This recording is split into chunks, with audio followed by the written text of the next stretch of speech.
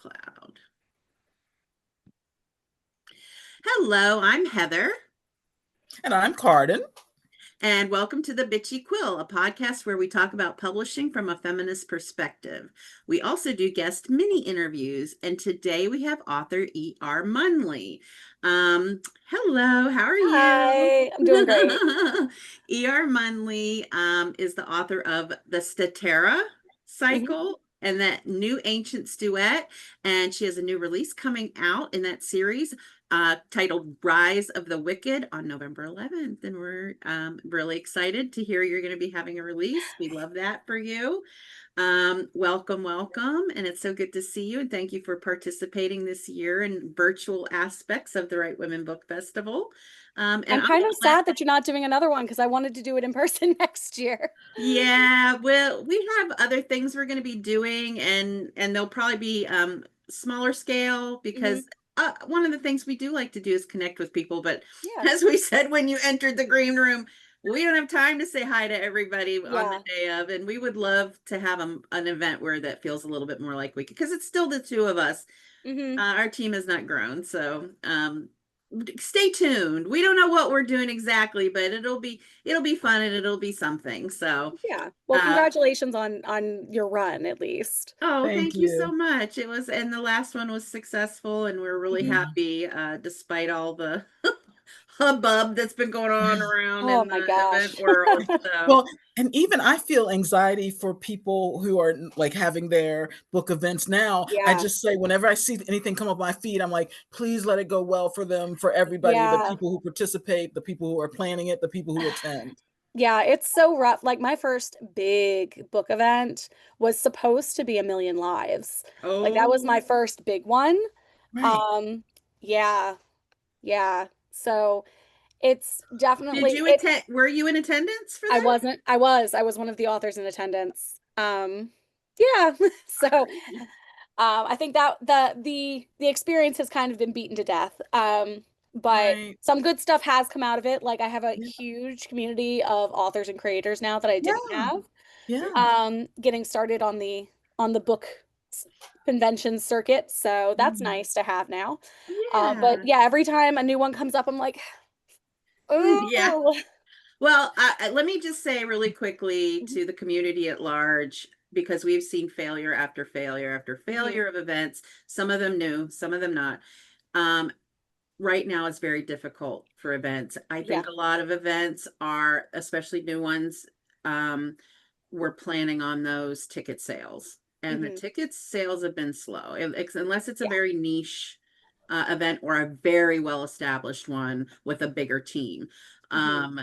It's been rough out there. It was rough for us to get the ticket sales. I had to basically be marketing 3 to 4 hours every single day from January to July to get the book people that we did. So that being said, we are going to have positivity moving forward, that we're all figuring out how to manage this mess, and that we're going to learn from it, and that we're going to have better events because of it. So that's our lemonade from the lemons. Yes. We're putting that out in the universe. We're putting that out in the universe. So Cardyn is going to ask you your first question. Okay. Yes. So how did we meet you, or how did we connect? So I stumbled across your festival whenever, like, literally this year. Like, I didn't know it existed until this year. And it was my co-author for the Statera cycle, Ruth, and I we're both teachers, so we don't have a ton of time. Right. And we were trying to just figure out ways to get ourselves out there so we could get more connected and meet more readers and expand our reach. And we were just looking for really local-ish to us spaces, because teacher salary, we don't have a ton of money. On top of I live in West Virginia and she lives in Delaware, so we pretty much have to drive to anything we want to do. Right. And yours happened to come up, and just when it came up, neither of us had the money to be there in person. Right. And that really bummed us out, because we were like, oh, this is perfect. It's our vibe. Like, such a bummer. But then it came around to do virtual, and I was like, oh, that's definitely in budget. Hit it. Let's go.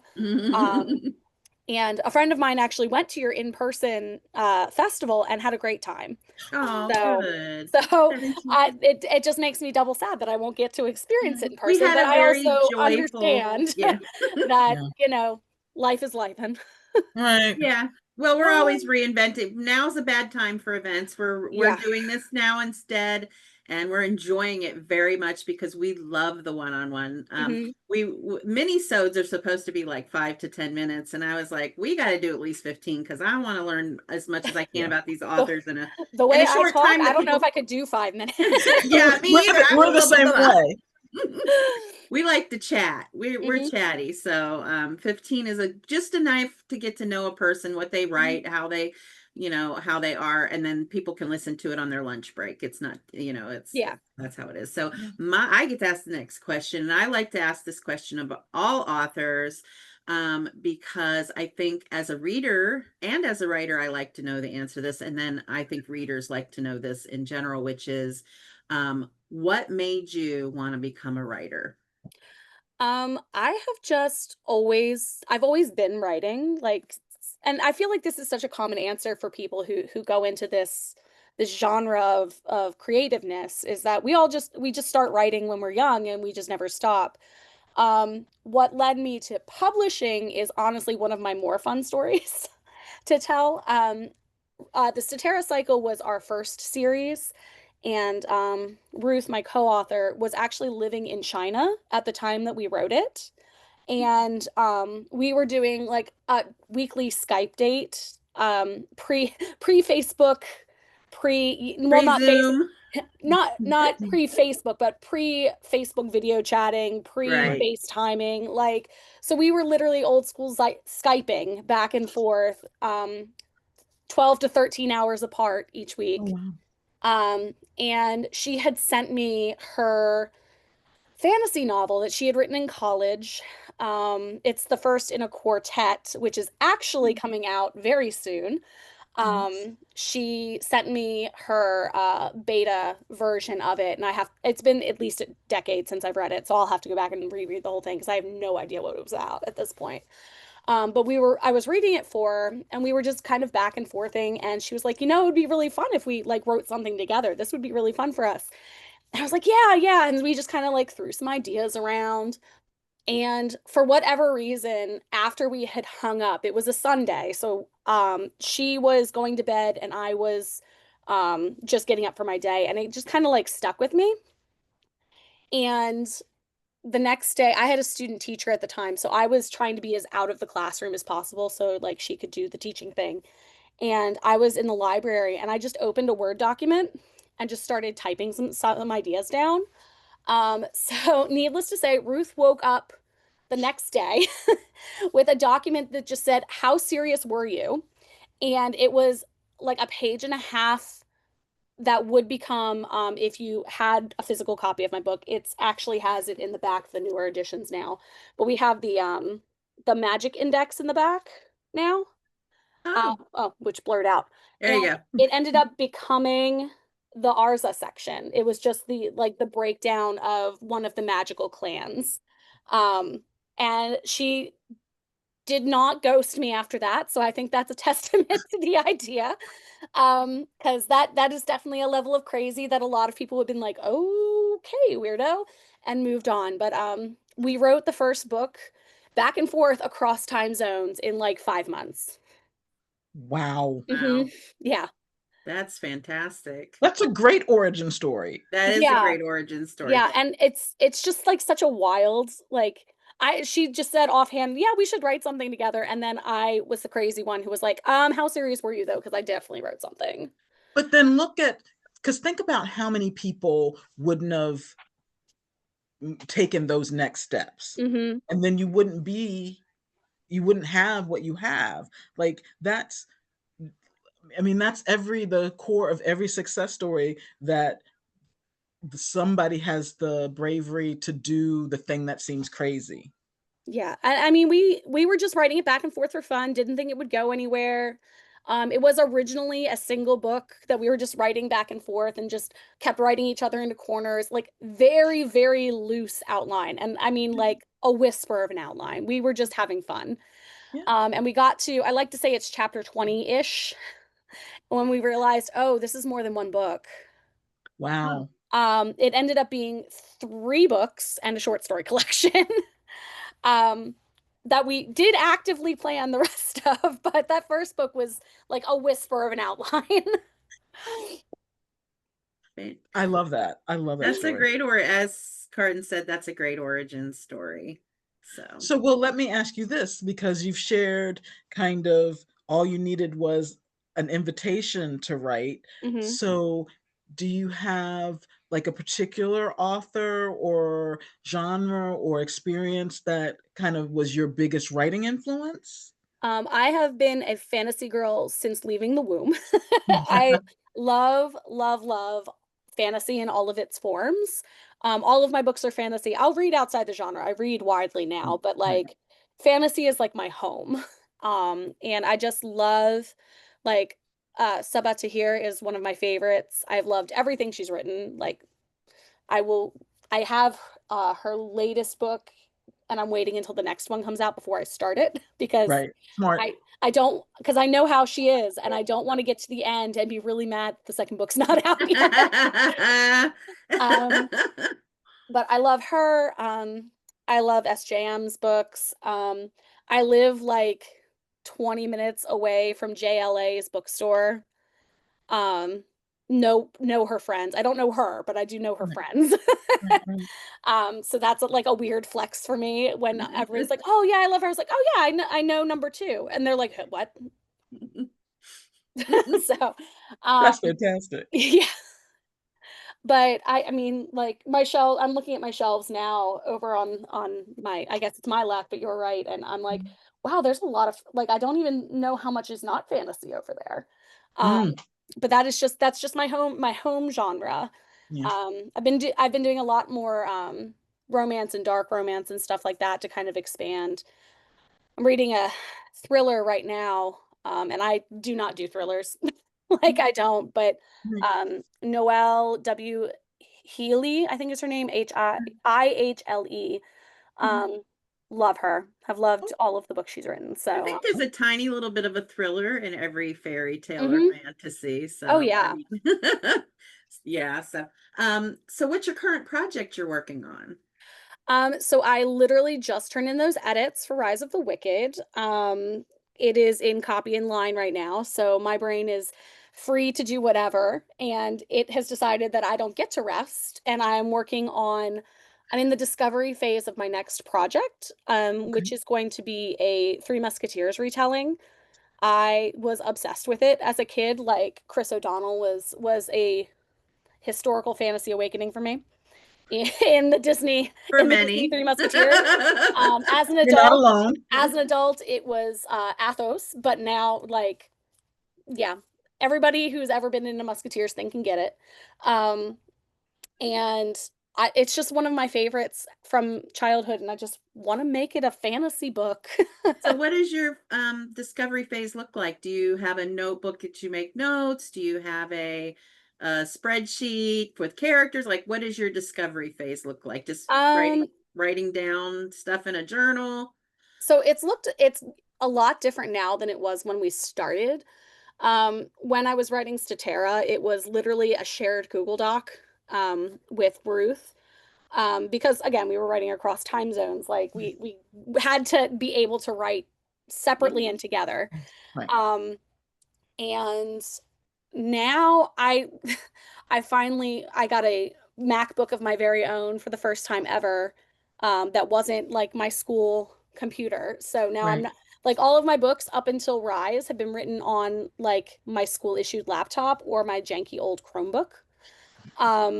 And Rise was the first one that was written on my laptop. And I invested in Scrivener. So it's looking a little bit different. Now I have like a bunch of source material documents because since it's going to be a retelling. So I've got like one page that's just summary of each of the chapter sections. I've got key characters. It's mostly at the moment like source material notes, and just a couple of other like random notes in my phone. You Like I sound don't. like Let you're a me bit. let me ask you this. I'm sorry for cutting you off, Heather. Yeah. Um, have you read this nonfiction book that I think might be 10 or 15 years old at this point called The Black Count? No, I haven't. Okay, so I read it years ago, and I'm sorry. I apologize if I can't 100% remember. I'm I gonna put it in think my it's phone while either you're talking. about I think it's either about Alexandre Dumas' either father or grandfather, I but haven't read it, but I've heard of it. it's excellent because you know how sometimes you read nonfiction and it reads like fiction Mm-hmm. because the material, but also the writer Yes. is a good narrative storyteller. Mm-hmm. So I think what you're trying to do, I feel like that would be helpful. It's long, but you could probably look at the different chapters and see which ones are more specific, might be more helpful to you. But Yeah. I think you would enjoy it if you're trying to do a Three Musketeers retelling. Yeah, I literally just put it in my phone. Okay. Okay. Great. Great. Yeah. No, I as soon as you said what it was, I was like, oh no, I have heard of that because Yeah. it wasn't Stuff I Missed in History Class. It was Noble Blood podcast. Mm, They were talking about it might have been Dumas' father, it might have okay. been um oh my God, why am I blanking on his name? It might have been the grandfather because I think it's three of Yeah. them that have the same name. Yeah, and then there's another one that's in the mix that Yeah. for the life of me I can't remember the name of now. That's Now I'm okay. on the spot. That's okay. But he was like an author and a composer and Yes. Yes. All that. like a rabble rouser and Yes. Yeah, but what I remember of it, it was that I just enjoyed it because hmm I think this is how long ago it was. I think the author was on like the Tavis Smiley show when he had a show on PBS, hmm and their conversation about it was so interesting that I was like, I'm going to borrow that book from the library and read it. yeah. I think I actually when I had listened to that podcast, I was like, oh man, I really should like check that book out because I Yeah, love The Count of Monte Cristo. Like I yeah, loved it. yeah. And Emily Varga just did a really good retelling of it. It was Pakistani influenced. Oh, Oh, I'll have to. Okay, no okay. notes. So That's a good. great recommendation. Okay. Mhm. Yeah, Oh, it's excellent. She Is Wrath is the title of it, I believe. Oh, it's Okay, For She Is Wrath. okay. But the vibes are immaculate. The retelling of it is so good. Like Oh, okay. 10 I'm out of adding it. Okay, thank you for that 10. recommendation. Yeah. Okay, so now I've taken Which you us. will probably then review on Blurty Binge Reader, right? Yes, okay, Heather, I cut you off 5 minutes ago. What did you want to? I'm sure we covered whatever it was I was going to ask. And then we just want to know what is the best way that readers can support you outside of the typical, Mhm. purchasing your books. Please purchase books if you're able to, Yeah. and reviews, because we know how important reviews are. They help other people, know if hmm it's a book that's right for them, and the more, the better. So, what are other ways you think of when you think you would like readers to do?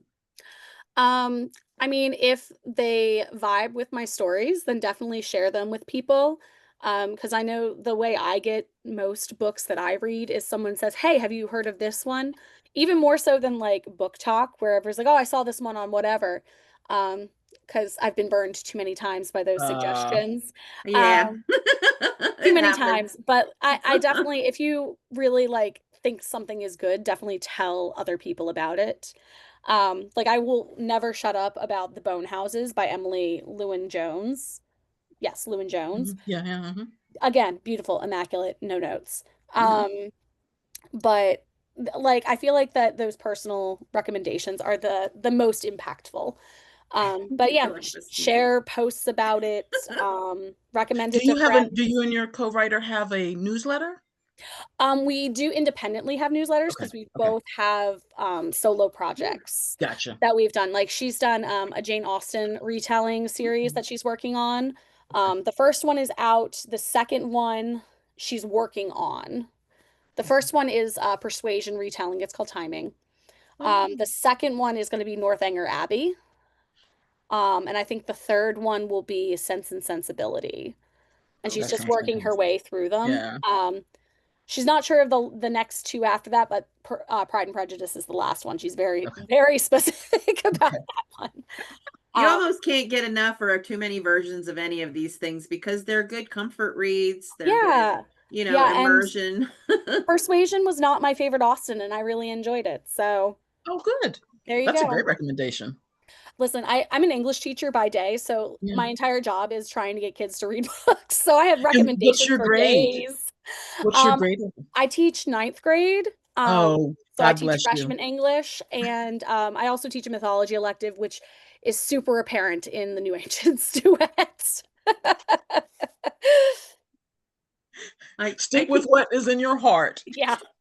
Yeah. I keep making faces. It's just because I keep feeling like a sneeze coming on. So my apologies. I was not the making allergies faces are real at bad right anything now. you were saying. I'm just like, is it going to happen? No, it's not happening. Is it going to happen? It's teasing you, it's taunting you. Well, that is a really good suggestion. And the other suggestion, we try to ask readers to please suggest authors' books at the library. That's a free thing that you can do for authors. Absolutely. Sign up for street teams or sign up for ARCs. Make sure you post your reviews for those ARCs. Even if you just vibe with a book and you want to get other people to read it, even if you haven't finished it or you just think it looks really good or you like the author, post about it. If it's a positive one, share the author. Like, we have enough negativity. Don't tag authors and negative stuff. Yeah, I'm a big proponent of, like, if you can't give 4 stars or more, unless you really feel reamed, like cheated, if there, the there weren't any trigger warnings, it was full of unless there's a really good reason, I rarely give. I can't even think if I've ever given less than 4 stars, just because it's already like, we don't need to, and sometimes I don't give stars I believe in honest reviews, but like, you also don't have to tag the author in it. Right. Like, I also have like a separate like reading account for that specifically my students can follow.